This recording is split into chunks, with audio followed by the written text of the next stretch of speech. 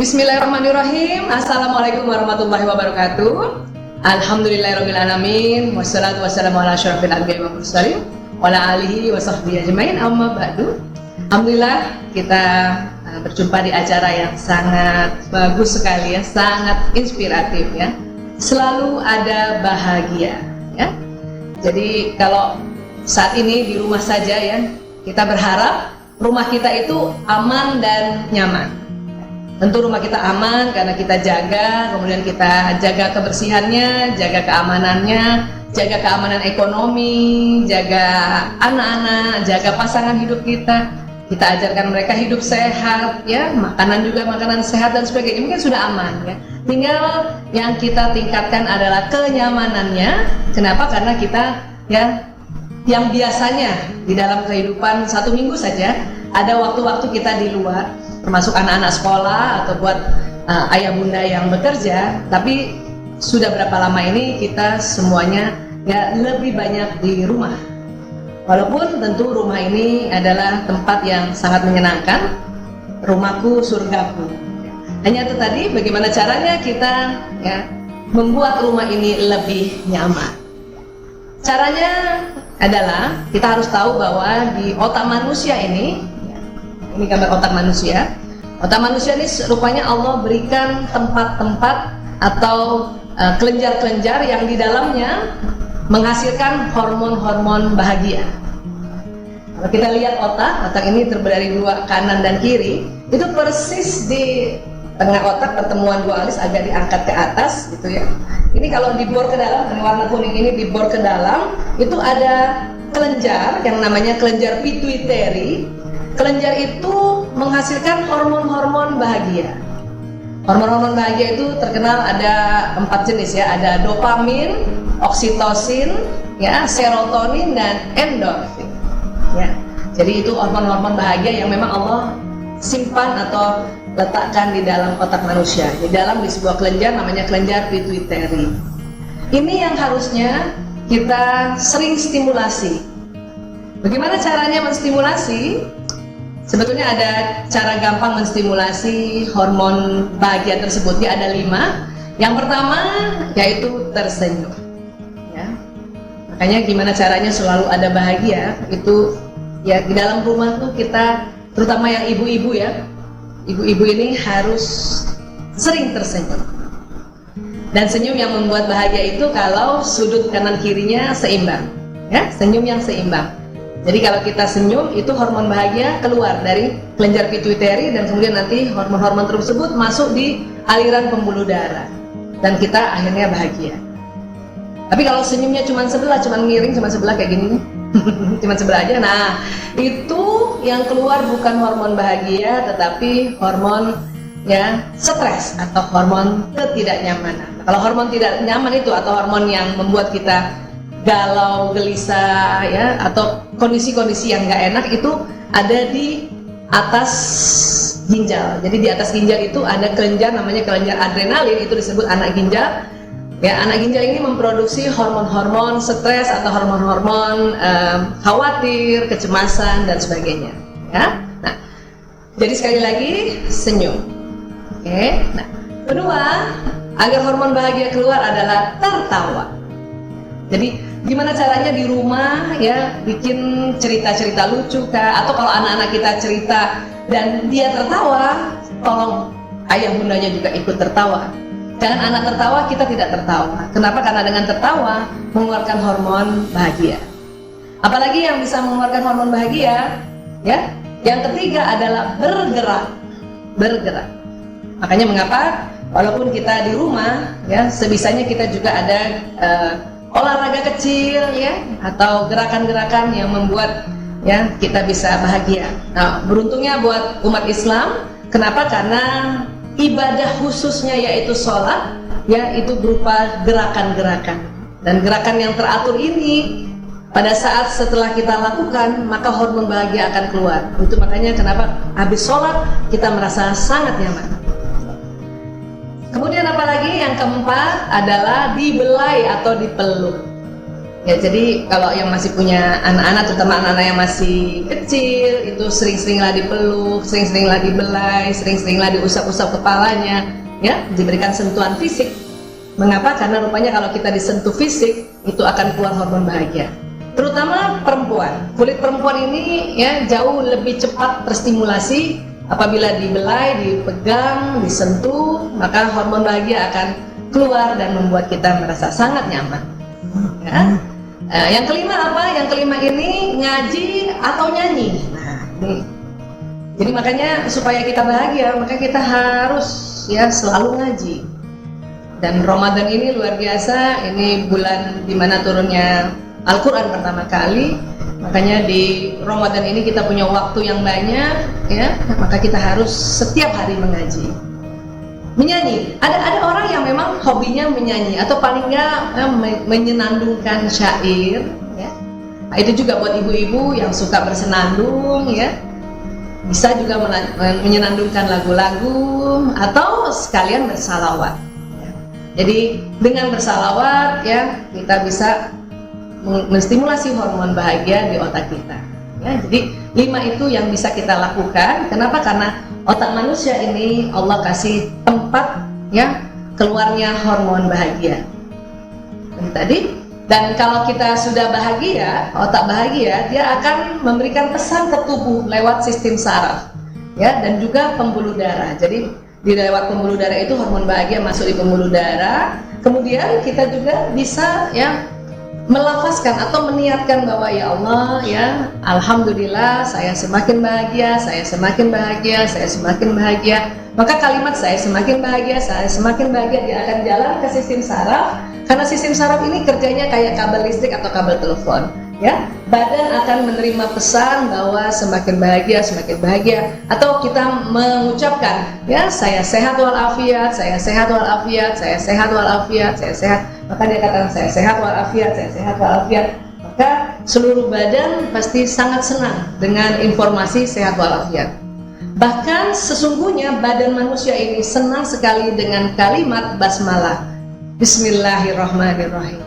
Ya, maka kalimat basmalah jalan Bismillahirrahmanirrahim dibawa oleh sistem saraf, kemudian seluruh sel-sel di tubuh mendapat informasi tentang Bismillahirrahmanirrahim dengan nama Allah yang Maha Pengasih lagi Maha Penyayang. Itu semua organ tubuh kita sangat bahagia. Demikian juga kalimat-kalimat thayyibah yang lain, kalimat-kalimat zikir, dan juga kalimat-kalimat yang kita bacakan dari kitab suci Al-Quran. Makanya badan ini senang sekali kalau kita membaca Al-Quran, karena apa yang kita baca dia akan jalan. Tetapi sistem saraf ini juga ya sebaliknya, kalimat-kalimat negatif juga bisa jalan lewat sistem saraf.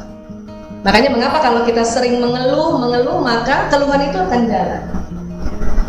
Ada orang misalnya mengeluh, ya, aduh, bosen nih di rumah, bosen ya, dia bosen.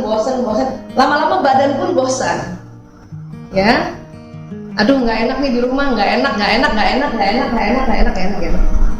Oh, saya bisa sakit nih di rumah, bisa sakit, akhirnya sakit betul-betul sakit. Jadi apa yang diucapkan akan jalan di sistem saraf, baik kalimat positif maupun kalimat negatif. Untungnya Allah Maha Adil, Masya Allah, ya luar biasa, subhanallah, alhamdulillah, wa la ilaha illallah, Allahu akbar. Allah ya membuat hukum adalah kalau kalimatnya positif, dia akan langsung jalan ke badan, langsung jalan ke badan, ya. Misalnya ya Bismillahirrahmanirrahim, saya sehat walafiat. Nah, langsung jalan saya sehat walafiat, jalan di badan saya. Tapi kalau misalnya kita mengucapkan kalimat yang negatif, diberikan waktu tunda. Maksudnya apa? Jadi kalau satu kali diucapkan, ya, maka kalimat itu belum jalan. Kapan dia jalan? Nah, apabila diucapkan berkali-kali. Ada yang mengatakan 3 kali diucapkan, ya, maka dia akan jalan yang ketiga kalinya itu. Itu juga makanya dikatakan apabila kita ya berniat baik, ya, baru berniat saja sudah, satu kali niat saja sudah ya mendatangkan pahala. Kenapa? Karena satu kali niat baik itu dia jalan di badan. Pahala itu apa sih? Pahala itu salah satunya maknanya adalah keberuntungan. Artinya kalau kita niat baik, ya, badan ini beruntung. Kenapa? Karena akan mengarah ke hal-hal yang baik. Nah, Tapi kalau berniat buruk, baru berniat, ya itu tidak dianggap dosa, baru berniat saja, ya. Kenapa? Karena memang di dalam waktu tunda, baru satu kali niat dia tidak jalan. Tapi kalau sudah berkali-kali, maka dia akan jalan. Sehingga makanya niatan buruk setelah dilakukan baru dapat dosa, ya, dan hitungnya 1. Tapi baru diniatkan dia tidak dapat dosa. Kenapa? Karena memang dia belum jalan. Tapi niat baik baru diniatkan dia sudah dapat pahala 1, dan apabila dilakukan dia akan mendapat pahala yang berlipat ganda. Ya, ini dia. Jadi setiap apa yang kita ucapkan itu jalan di sistem saraf. Apa yang kita lihat jalan di sistem saraf. Apa yang kita dengar juga jalan di sistem saraf. Apa yang kita pikirkan juga jalan di sistem saraf. Makanya mengapa kita nggak boleh terlalu overthinking, terlalu banyak mikir, nanti gimana, nanti gimana, nanti gimana, nanti gimana. Ya, apa yang terjadi maka ya nanti gimana dia akan jalan ke sistem saraf. Akhirnya badan bingung kita.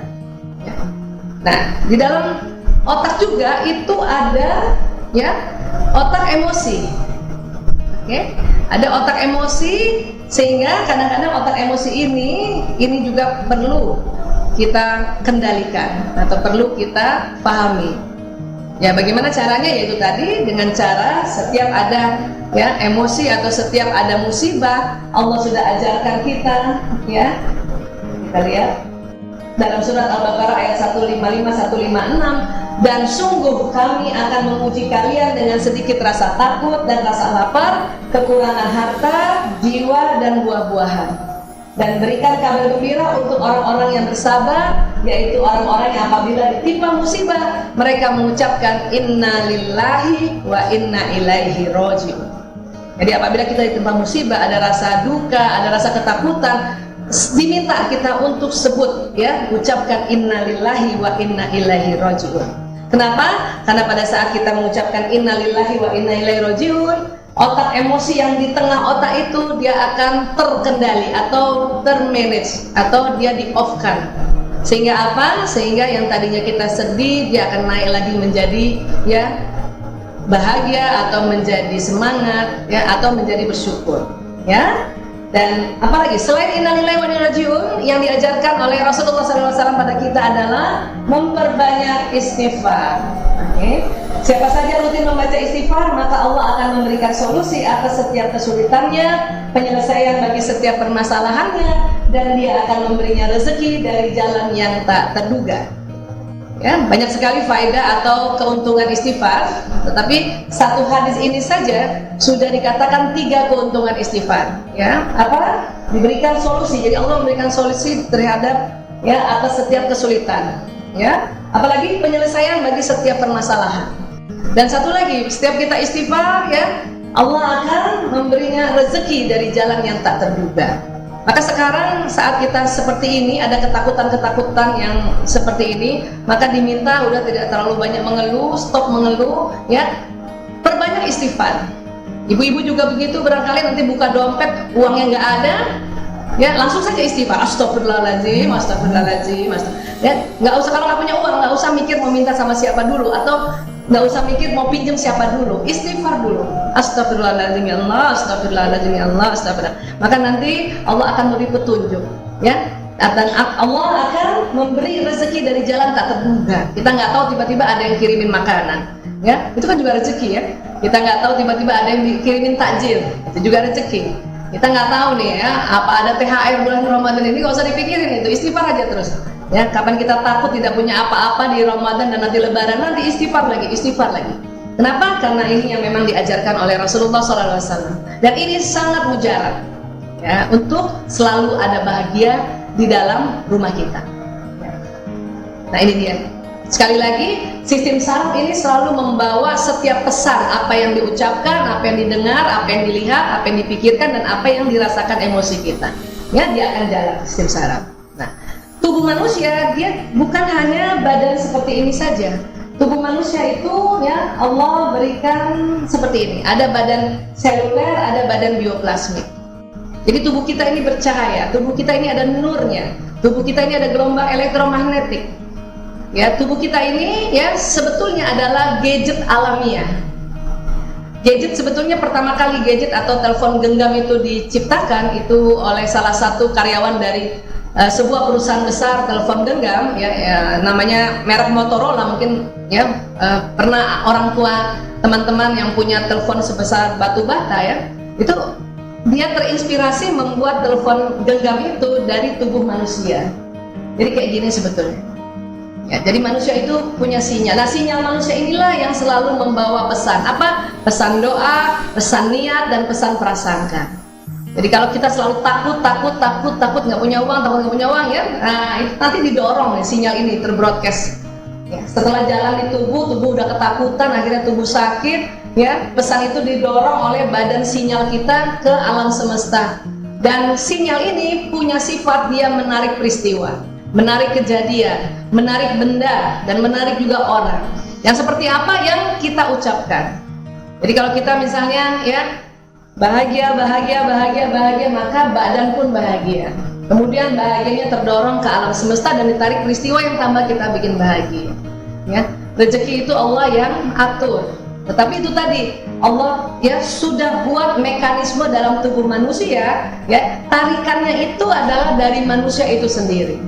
Jadi di dalam kondisi sekarang kita diminta, kalaupun sedih, ada rasa takut sedikit, ada rasa khawatir sedikit, diminta cepat-cepat untuk diangkat atau move on dari rasa itu. Tekniknya ada dua tadi, kita disuruh baca innalillahi wa inna ilaihi raji'un, dan kemudian disuruh perbanyak istighfar.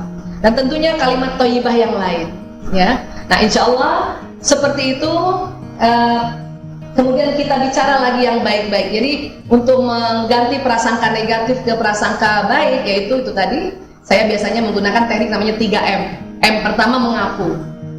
Jadi kalau kita takut bahwa nanti ada uang nggak lebaran, misalnya gitu nah itu harus ngaku, ya Allah saya takut, ya Allah saya khawatir, ya Allah nanti lebaran tidak ada uang. Nah, M pertama. M kedua kita mengangkat, ya Allah angkat takutku. Karena kita memang harus move on. Jadi di otak kita ini ada otak emosi itu harus diangkat. Ya Allah angkat takutku, ya Allah angkat khawatirku. Astagfirullahaladzim, innalillahi wa inna ilaihi raji'un. Dan M yang ketiga meminta. Jadi kalau gitu maunya apa? Ya Allah, mohon ya Allah lapangkan rezeki kami, ya Allah lapangkan rezekiku, lapangkan rezeki suamiku, lapangkan rezeki anak-anakku, lapangkan rezeki adik-adikku.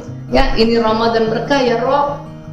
Maka kalimat permintaan itu nanti akan jalan lewat sinyal ini dan nanti akan ditarik peristiwa itu. Dunia ini tidak pernah diam, meskipun dalam keheningan selalu bergetar dalam vibrasi yang tidak tertangkap panca indera. Manusia selalu keluar sinyalnya, walaupun tidur pun dia keluar sinyal. Dan apalagi manusia adalah magnet, dan setiap detil peristiwa yang dialaminya datang atas daya tarik undangannya sendiri. Jadi kalau kita sedih, nggak cepat-cepat kita delete dengan istighfar, maka nanti akan ditarik peristiwa yang tambah sedih.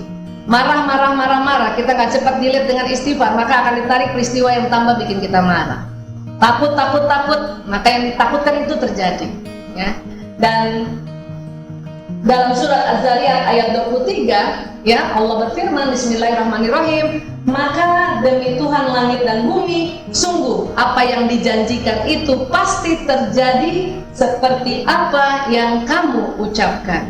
Ini Allah mengatakan pasti terjadi, dan dikatakan demi Tuhan langit dan bumi, berarti konsep ini atau hukum ini berlaku untuk semua manusia apapun agamanya. Demi Tuhan langit dan bumi. Kalau Allah sudah bilang demi Tuhan langit dan bumi, berarti ini berlaku untuk semua manusia, semua makhluk juga. Dan dikatakan sungguh apa yang dijanjikan pasti terjadi seperti apa yang kamu ucapkan, baik diucapkan di mulut, baik diucapkan di benak, baik diucapkan di mata. Jadi kadang-kadang kalau kita melihat lewat mata terus kita mengucapkannya, jelek banget sih itu orang, itu hati-hati itu, maka nanti ditarik peristiwa kita yang jelek akhirnya. Dan apa yang kamu ucapkan termasuk ucapan yang ditulisan, maka hati-hati membuat status, hati-hati membuat tulisan-tulisan di media sosial. Kenapa? Karena dia akan menarik peristiwanya dan kita yang kena sendiri. Baik, sekali lagi sahabat-sahabat Villa, sahabat-sahabat yang dirahmati Allah yang bergabung di acara Wardah ini, inilah ada selalu bahagia di dalam rumah kita, bahkan di dalam diri kita. Tinggal kita yang mau nyalakan atau tidak. Cara menyalakannya ada 5 tadi, dan itu tadi prasangka, niat, dan doa baik kita insya Allah akan mendatangkan apa yang kita ucapkan. Terima kasih. Wabillahi taufiq wal hidayah. Assalamualaikum warahmatullahi wabarakatuh.